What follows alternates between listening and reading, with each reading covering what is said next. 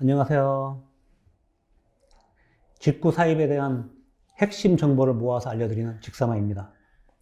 자, 오늘은 또 이제 우리가 질문들이 계속 많이 들어오고 있어요. 저희들이 이제 이 동영상을 시작한 지 한 달 가까이 되고 있는데, 굉장히 많은 분들이 구독을 안 눌러주시는데, 눌러주신 분들도 많이 계시고, 그래서 이제 아직 안 눌러주신 분들은 꼭 눌러주시길 부탁드립니다. 그래야 제가 힘을 받아서 더 열심히 할 수 있잖아요.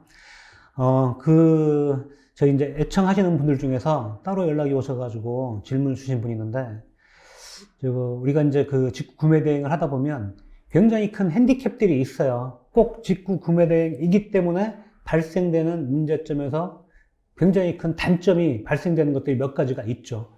그 중에서 한 부분을 찍어서 이렇게 질문하신 분들이 있는데, 그 중에 하나가 저거였어요. 교환. 내가 상품을 등록을 했고 판매가 이루어져서 중국 판매자에게서 구매를 해가지고 최종 소비자에게까지 보냈어요. 보냈는데 이 물건이 사이즈가 틀리다거나 또는 분량이 좀 있다거나 해서 나에게 교환 의뢰를 할 때 어떻게 대처하고 어떻게 해결해야 될 것인가. 사실 굉장히 큰 핸디캡 중에 하나고 이 단점을 극복할 방법이 별로 없어요. 왜냐하면 이 제품을 일단 한국에까지 들어온 상태면 교환 반품은 소비자들이 나에게 의뢰를 하면 내가 그거는 해줄 수밖에 없는 상태인 거예요. 어쩔 수 없는 상태잖아요. 이 사이즈가 좀 작다서 바꿔달라든지 또는 분량이 도착했다든지 이런 경우에 어쩔 수 없이 당연히 해줘야 되는 거예요. 이런 경우에 크게 두 가지 정도밖에 우리가 할 수 있는 부분은 없어요. 한 가지는 그냥 내가 리스크를 짊어지는 거예요.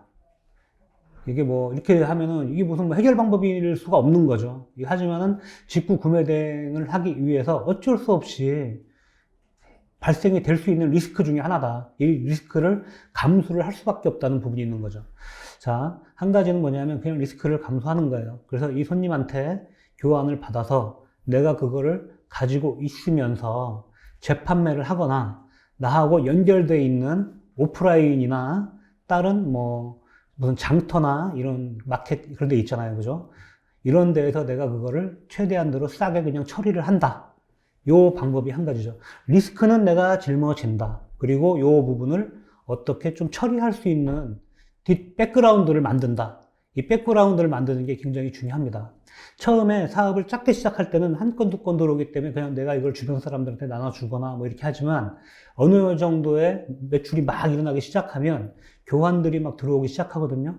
그러면 그거를 어쩔 수 없이 내가 그거를 다시 재판매를 하거나 아니면은 무슨 오픈마켓 내가 알고 있는 어떤 라인을 연동을 하거나 이런 형태로 해서 요거를 소비를 해야 되는 그런 형태로 만드는 거를 연구를 하셔야 돼요. 그래야지 리스크를 최소화할 수 있는 거죠. 그냥 원가 이하로 팔더라도 리스크를 최소화시킬 수 있는 방법인 거죠.